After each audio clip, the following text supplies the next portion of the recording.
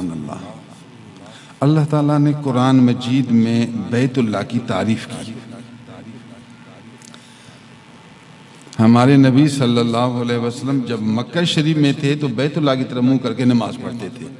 جب مدینہ میں آئے تو مدینہ میں یہودی ہوتے تھے، یہودیوں کا قبلہ تھا بیت المقدس۔ اللہ نے چاہا کہ نبی بھی بیت المقدس کی طرف منہ کریں تاکہ وہ آئیں، صحبت میں بیٹھیں، نبی کی باتیں سنیں، حق واضح ہو، کچھ نہ کچھ مناسبت ہوگی تو پھر قریب آئیں گے تاکہ ان کو فائدہ ہو۔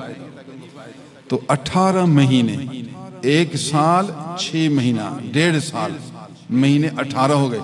18 مہینے مدینہ شریف میں رسول اللہ صلی اللہ علیہ وسلم نے بیت المقدس کی طرف منہ کر کے 5 وقت فرض نماز ادا کی۔ مدینہ شریف میں بیت اللہ، کعبۃ اللہ وہ جنوب کی طرف ہے اور بیت المقدس شمال کی طرف ہے، بالکل الٹ۔ ادھر مکہ اور ادھر بیت المقدس ہے۔ مکہ کی طرف منہ کرو تو بیت المقدس کی طرف پیٹھ ہوتی ہے، بالکل آؤٹ سائڈ۔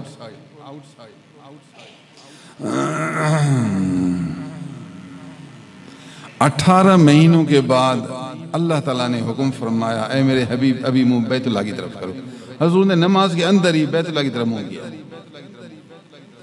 تو یہودیوں نے مخالفت کی، کہا کہ بیت المقدس سب نبیوں کا قبلہ ہے، بیت المقدس بابرکت اللہ کا گھر ہے، یہ سب سے پہلے بنا ہوا ہے۔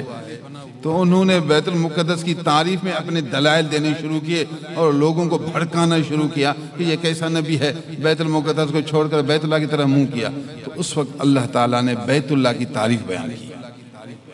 قرآن مجید کی آیتیں نازل ہوئیں کہ نبی تو دکھ نہ کر، دشمنوں کی عادت ہے یہ باتیں کرتے رہیں گے، سچ بات یہ ہے کہ بیت اللہ سب سے پہلا گھر ہے، بیت المقدس بعد میں بنا ہے، بیت اللہ شریف بیت المقدس سے پہلے ہے۔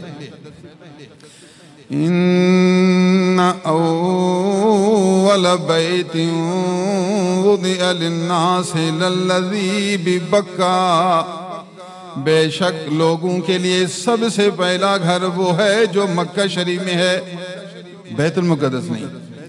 بیت المقدس بے شک اللہ کا گھر ہے مگر اس کی تعمیر مکہ المکرمہ کے بیت اللہ سے بعد ہے۔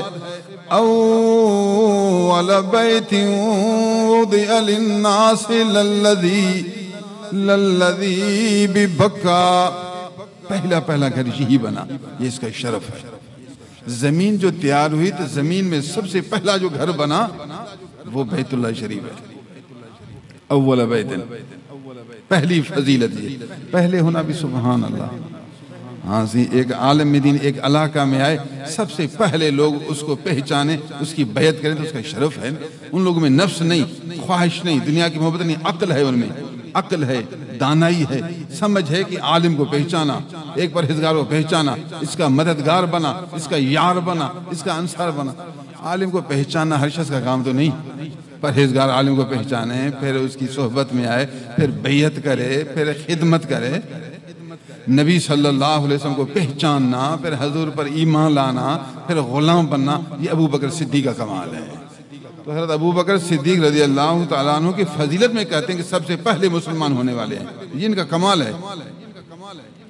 تو بیت اللہ شریف سب سے پہلا گھر ہے اس زمین پر، تو یہ شرف ہے بیت اللہ کے لیے۔